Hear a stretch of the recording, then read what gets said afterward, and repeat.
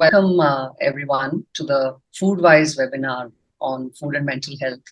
I am Priya Joshi. I'm founder of foodwize. Sujata is also here facilitating really today. And this is our fifth webinar in a series that we started several weeks ago. The purpose of this webinar series is really to understand food, to educate ourselves about food from a variety of dimensions that influence food and the dimensions that are also equally influenced by food. And actually, as you all know, a series of sessions that is open for everyone. I'm going to request, as I will a few times in the beginning, that we all stay on mute unless we are speaking, just so we can have a really smooth and seamless session. Our topic for today, as you know, is food and mental health. A topic that's incredibly important, but you might have perhaps noticed that it's really not so much in the discourse. I mean, food, of course, is really central to our lives, and especially over the last few years, there has been such a visible sort of increase and uptake in the focus on physical well-being. I mean, so many of us, so many people are investing time, money, effort in physical health, in being physically fit, looking physically fit as well. And when that's the focus, naturally food goes hand in hand. What you ought to eat so that you're healthy physically, or what you ought not to eat so that you can be physically healthy. And at the same time, there is also, refreshingly, a growing recognition of the importance of mental health, whether it's focus on behalf of, government and public institutions in advocacy and in support towards mental well-being, whether it's, a general recognition of its importance in our community, or, for those of us that work in a corporate setup, corporate organizations too are spending, paying attention to mental well-being for their people, providing care in a variety of ways. I'm in a meeting. That said, even though food is just as important to mental health as it is to physical health and physical development, there really isn't that much, you might say, sort of, public discourse, literature, content about the relationship between food and mental health. And that's what we are here to learn today from a very special and a very accomplished expert, Dr. Lata Hemchand. Dr. Lata is a senior consultant clinical psychologist. She has been practicing for more than 35 years and is based out of Bangalore. She is a member of the Richmond Fellowship Society, and she has held a number of important positions and a number of important roles when it comes to mental health care across public institutions as well as institutions that provide mental health support. So she's in food and mental health. We know that she's exceedingly busy in her practice during the week and also on the weekends. So Dr. Lata, we are grateful that you made the time to her. And I'll turn over to you for the This is a good experience for me to, interact with other people. Otherwise, I'm always surrounded by my clients and, mental health professionals mostly. So it's good to also have a different sort of audience. Today's topic is very interesting. And I think as I prepared for this topic, I also learned a few things. So at the outset, I like to thank you and Sujata and whoever else is there in Foodwize for giving me this opportunity to share my thoughts. And at the outset, I must tell all the people, all the participants that, I'm going to share the screen. It's coming up. Great. Yeah. We can see it now. Okay. Yes. So I think we old timers take a little longer to be good Not at at all. It's all in a day's work for I imagine pretty much everybody in this session. Please. So good morning, everyone. And we'll begin by, I would like to say that, you might find that my presentation has many points which you already know. I mean, there are many things.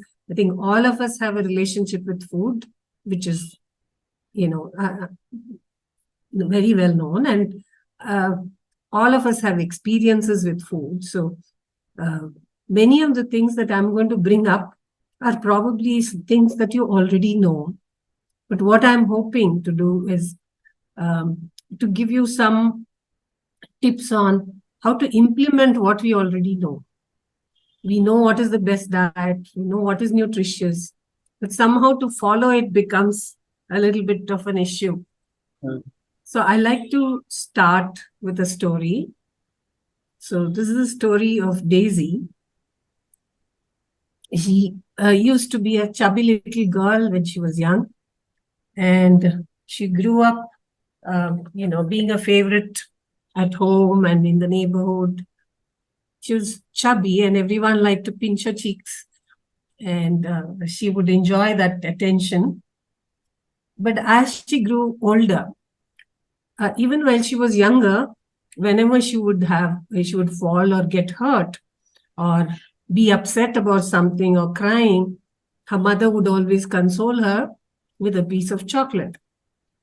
And as she grew older and went to school and started mixing with her friends, some of the classmates teased her, saying that she was fat.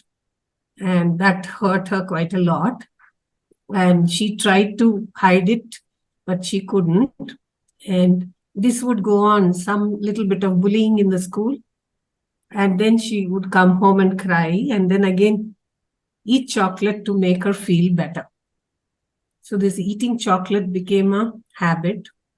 And as she went into adolescence, I think her self-image, especially about her own body, became very negative, and she would have low self-esteem. Even though she was doing very well in studies, she would never feel confident of herself, felt inferior to others, and slowly this started affecting her moods.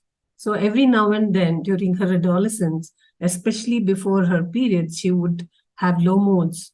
And these episodes of low moods started becoming more and more. And her eating, her stress eating, whenever she would feel low, also started increasing. So this constant association between her stress and her feeling not confident and feeling sad that she was not like others, it kind of became a self-fulfilling prophecy for her. That, she was feeling bad that she was fat, and that made her feel inferior, and she would eat more and then really become obese. So by the time she was an adult, she had become obese. So what do you think we can learn from this story? So what we learn is the association between food and a sense of security and comfort gets established early in childhood. And this habit of seeking food whenever this girl was low, it continued into adulthood. So it becomes like a habit. And emotional eating or stress eating becomes a way of life. And what actually happens when you have sugary drinks or deep fried stuff or food which is high in carbohydrates, it gives an immediate high because it releases a hormone called dopamine, which is highly addictive. And because it's addictive, it's easy for you to get into the habit of eating food which is not healthy. So when do we actually start relating to food?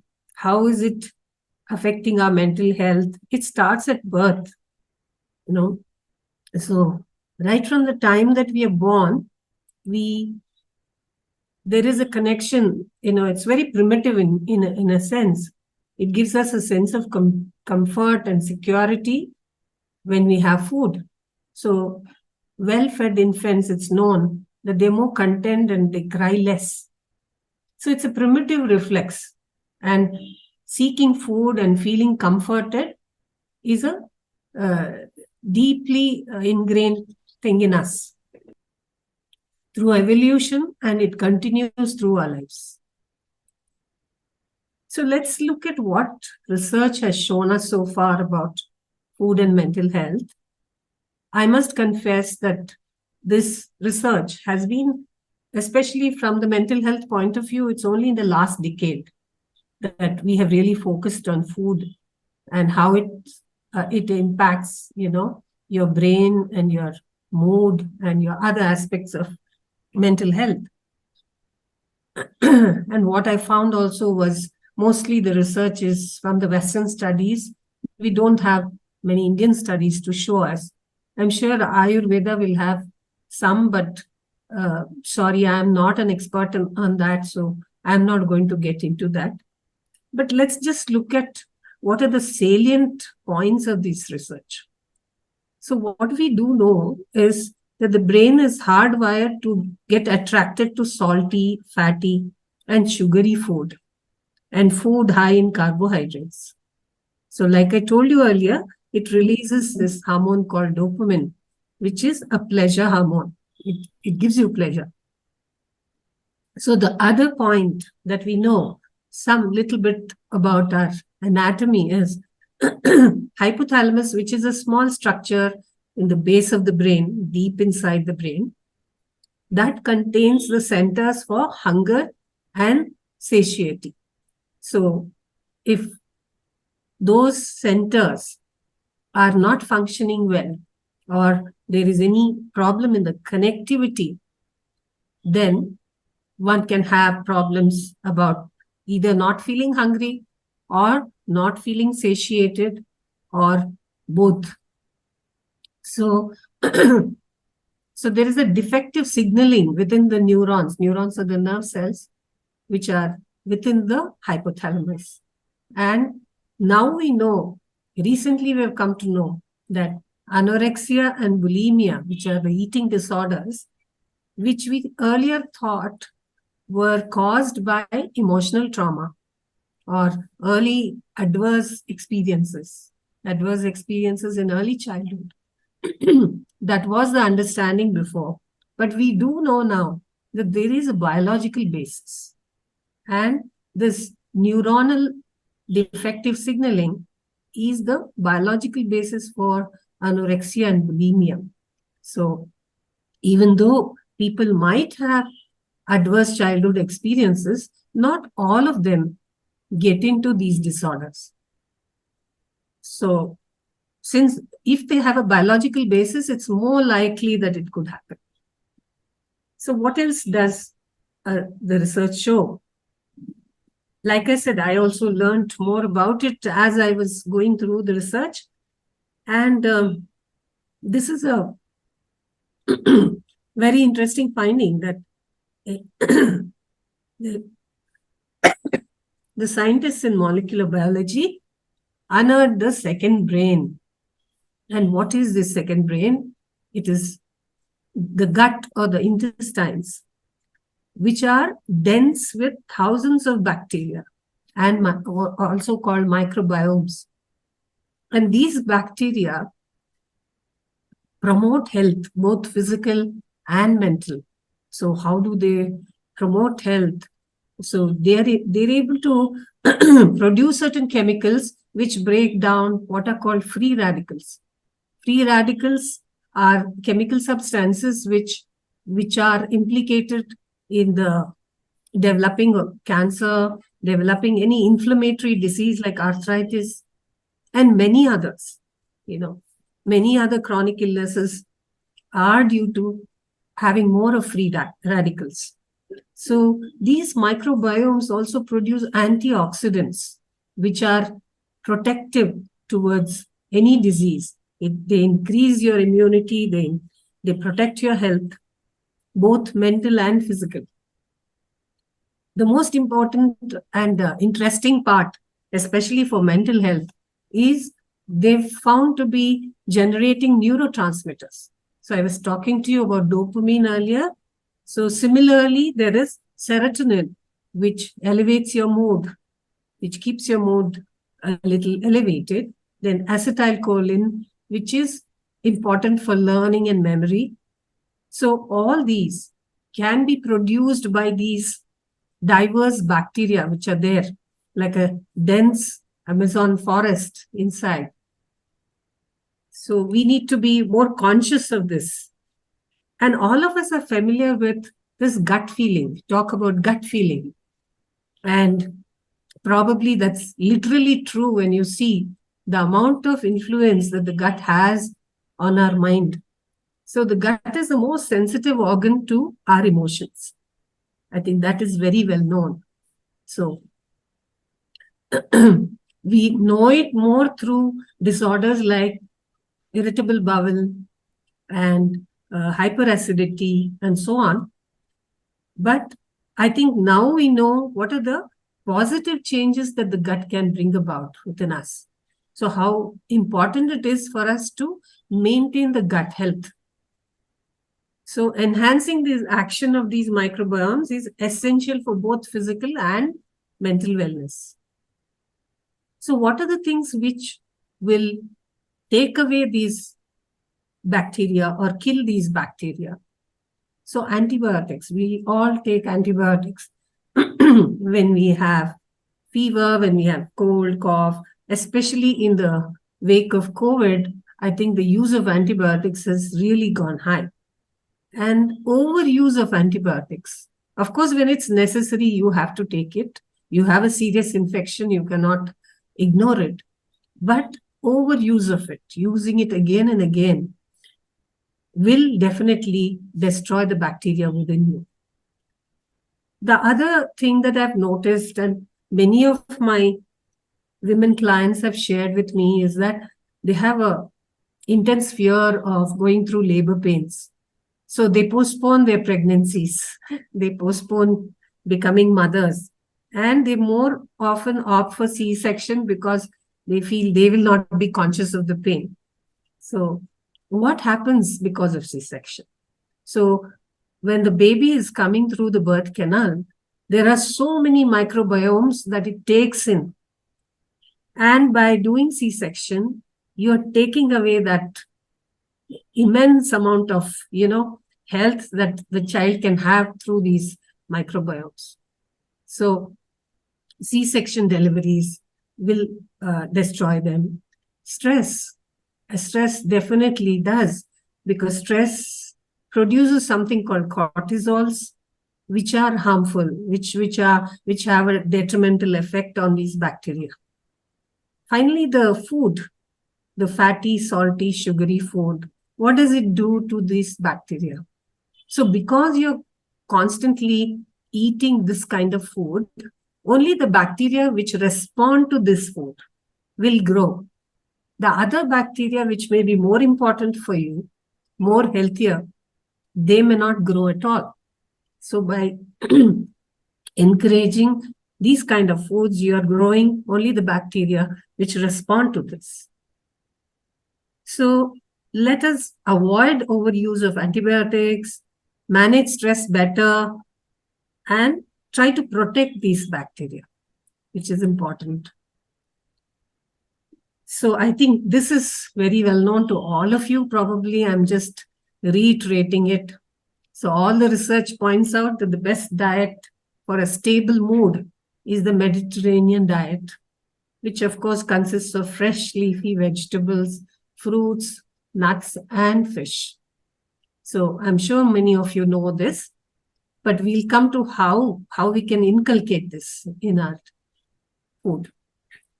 Increased sugar levels cause anxiety, increase in anxiety and depression. In fact, many people have treated depression and anxiety by reducing sugar levels, and they found immediate, relief from depression. Depression which was resistant to treatment, other treatments, which was not improved.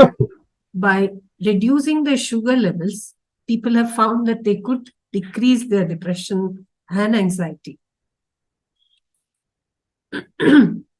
So I think it's not just about the content of what we eat. It's also how you eat, which matters a lot. So our moods not only respond to what we eat, but they respond to how we eat. So are we taking the time to relish food when we are eating? I think this is an important aspect. I think all of us are in this fast and instant phase of life, and then we are always, trying to hurry up and doing 3 things or 4 things at a time, including eating. What is the environment around us when we're eating? Are we really paying attention to what we are eating? So here again, I like to quote another case of Chandra. I'm sorry, it's not a male, it's a female. So the picture shows a male. You can ignore it. Yeah. So Chandra used to express her anger through her food. So how did this happen? So Chandra is presently a software engineer working in a company, and she grew up with a single parent because when she was born, the parents separated. The mother, who is a bank manager, she brought up the daughter, and her grandmother also lived with her. The mother, by nature, was highly anxious, and especially being a single parent made her feel the burden much more. And she was always wondering, she felt that she was victimized by society, by her husband, because this was in the earlier generation. So she felt very stigmatized that she was a divorcee and bringing up a child all by herself. So it felt like a huge burden. And this anxiety would show up on the child as well. So how did it show up? So mostly all the emotional, the affection and the other needs of the child were all met by the grandmother mostly. The mother used to be coming home a little late, and she would only monitor the child's academics. So how is she doing in school and so on. And her way of monitoring was instilling fear in the child. If you don't do well, you're going to be a total failure in your life. Or look at your friends. Look at that friend of yours, how well she's done. Why can't you do it? Otherwise you're going to get stuck in life, and we don't have any other support. So this would be constantly forced upon the child. And because of which, the child grew up, again, not confident of herself, even though she was doing well in academics. She was very good in music, but she always felt she was not good enough. She always felt that something was wrong with her. We call it an imposter syndrome. Like, it's not me who is doing all this. Somehow luck has got me here. Otherwise, I don't have any abilities. That's sort of a thing she continued to have, and she felt very invalidated by the way her mother would interact with her. And this invalidation caused a lot of anger in her. So when she was younger, maybe she didn't show the anger, but as she started growing, she started lashing out at her mother, especially during her adolescence and later. And what she would do to punish her mother was give up on food. She would just stop eating so that the mother would, she would become a little more subdued and, plead with her to eat. So that pleading was important for the child, for this girl. And she grew up, and what she would do after this bout of giving up the food for one meal, the next meal would be from Swiggy, and all the foods which are not healthy would be eaten. So with a vengeance. So this is how it turned out. So you can see how the relationship of food with stress, how it can cause a lot of damage, both mentally and physically. And often when we are stressed, we seem to associate food as the first thing to go to.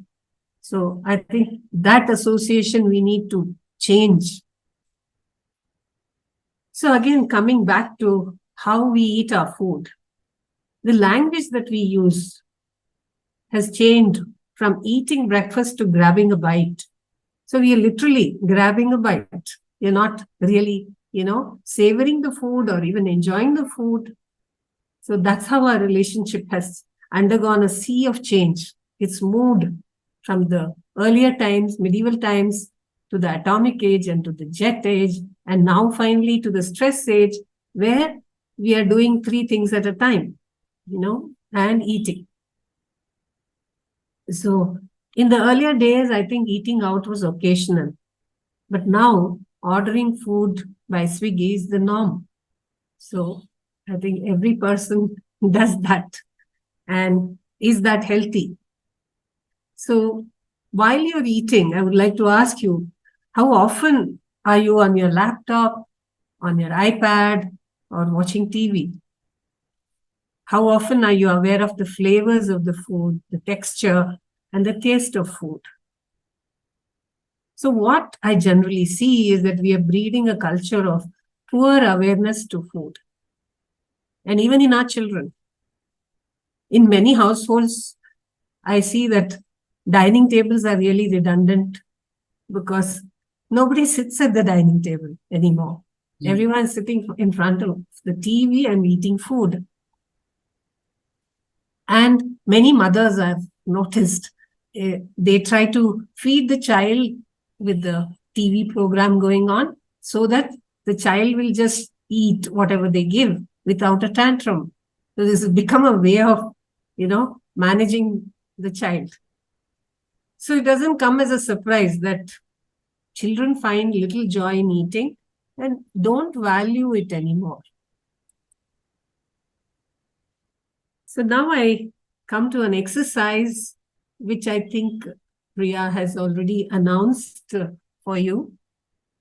It's called the raisin eating exercise. And even if you don't have raisins, you can just keep a piece of any food that you eat in front of you. And we can do this exercise. So I'm hoping that all of you have it in front of you, the bowl of raisins or bowl of anything that you would like to eat. Yes. So shall we start? Yeah? Yes. So what you can do first is take the raisin, a piece of raisin in your hand, and try to imagine that you're seeing it for the first time. You've not seen a raisin before. So be a scientist and try to look at it from all angles. Look at the different contours, its shape, how light reflects on its surface, how certain parts are smooth and some are rough. So try to use all your senses to experience this raisin. Now you can feel the raisin with your hand. You can maybe explore the texture, feeling the softness and the hardness, the coarseness and the smoothness. While you're doing this, you may wonder, what is this weird exercise about? The thought might come that, it sounds silly, and how will it really help me? It's okay to have thoughts. Just acknowledge them and move on. Okay? Just know that these thoughts are there, but you don't have to act on them. Then, when you're ready, you can put the raisin in your mouth. Don't bite into it. Just roll it on your tongue and soften it. Allow it to get softened. and feel the texture in your mouth if there's any taste. And then slowly take a bite, just one bite, and try feeling the juice coming out, mixing with your saliva. Notice how it feels, the taste, and how it feels on your mouth. Now you can slowly chew it bit by bit. And as you chew it, even the swallowing should be very conscious. Let the swallowing happen slowly so that you can feel the juice and the raisin actually going through your food pipe. And similarly, you can examine another raisin in the same fashion and slowly move it on your tongue. Feel the texture. Feel the juice, the sweet juice or little sourish juice. Allow it to go through your food pipe. And so on. So what we are really doing is trying to involve all your senses, your sight, the sight of, the color of raisin, the feeling of raisin, the texture, and then the taste. So all these experiences should be part of your eating food. And it plays an important role. I'll tell you why it is important to do this. Why should we do this raisin exercise? So I just made you eat 2 raisins, but it would be ideal if you can do it for about 10 raisins. I'm sure you will have your feedback about what you felt on this exercise. Do write in the chat what you felt. But it's a meditative experience. If you can do it in a quiet place, just you and your raisins, it can be a very meditative experience, which is helpful to de-stress. It also teaches you how to delay gratification, how to control your impulse, how to slow down. So this exercise was first given to cancer patients who were in pain, who were on painkillers. And John Kabat-Zinn, who was a psychotherapist who was involved in cancer treatment, he gave this exercise to cancer patients to reduce pain. And yes, it did reduce pain over a period of time, because this mental absorption with what you're doing, that is what is the meditative experience. It helps in reducing pain. So it has many benefits. And please do make it a habit to have this, do this. But you have to do it without any distractions, without having your laptop or any other gadget in front of you. Only then it will be really effective. So I hope you enjoyed it. Dr. Lata, I could perhaps tell you there is a little bit of interaction in the chat. I thought you might be interested. Yes. In what some of us said. Well, I think Srijata said the raisins are tasting sweeter when when you slow down.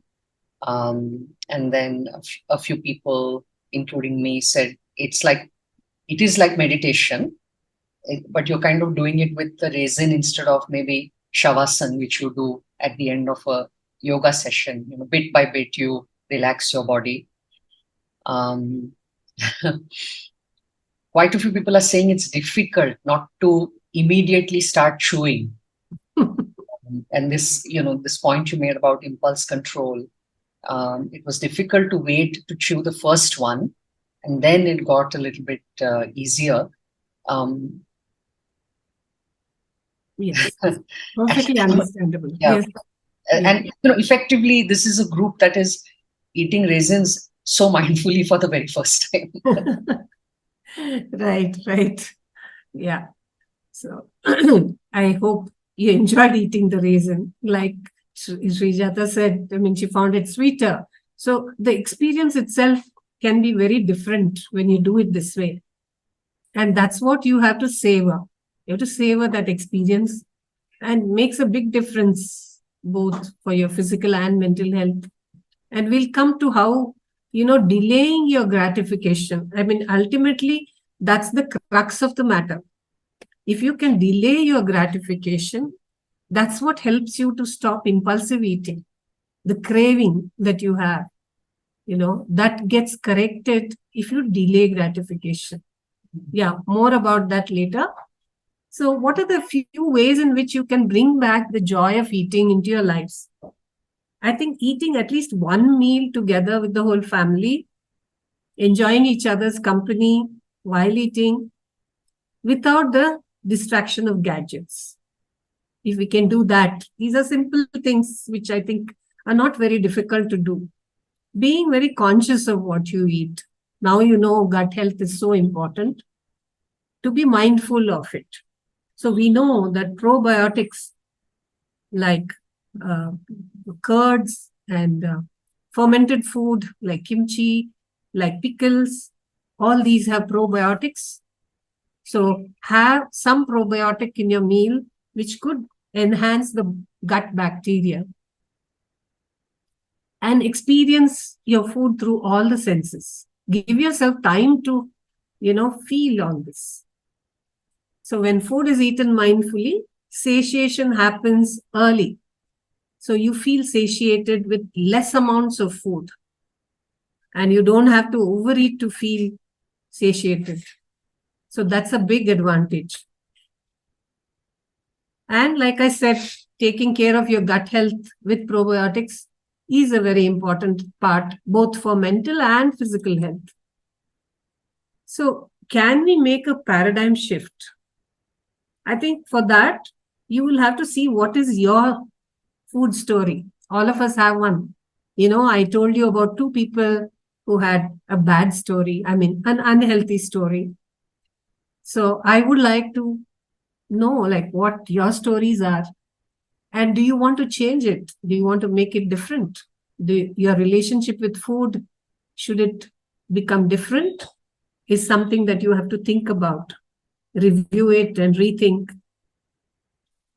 And what should your new story look like? I think if you can think of that, how should my present story be? Then you can work backwards and see what are the things that should go into it. So I think we could borrow a lot of wisdom from our ancestors. So how would they eat their food? Generally, it would be sitting cross-legged down in a row. People would sit, and then there will be a banana leaf, and each item that is cooked for that day had to be served first before anyone can put their hand in to eat.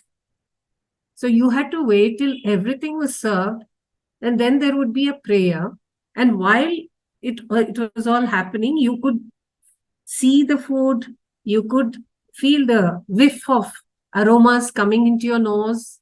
So your digestive juices, your saliva, everything is ready for the food. So digestion can become better. And you're savoring the food. And at the same time, the delay in gratification about which I was talking earlier. How to slow down your eating process. That itself, brings down your craving for some foods or the other. So if you can eat slowly and eat, have a little control over how you're eating. So give it some time, delay gratification. That can definitely help in bringing down the craving for food. So this is a very important part that I wanted to convey to all of you. And also be aware of stress. And don't associate food always with stress. Relief from stress should not always be about food. It could be different things. It could be a hobby that you have. It could be an exercise, or just talk to a friend. All these can be used rather than, going to food for comfort, which I know is very deep-seated in all of us. We all have to work towards it, because that's not the best way. Yeah, I think I'm done. I hope I was able to convey what I really wanted to. Thank you. Yeah, we can have questions now.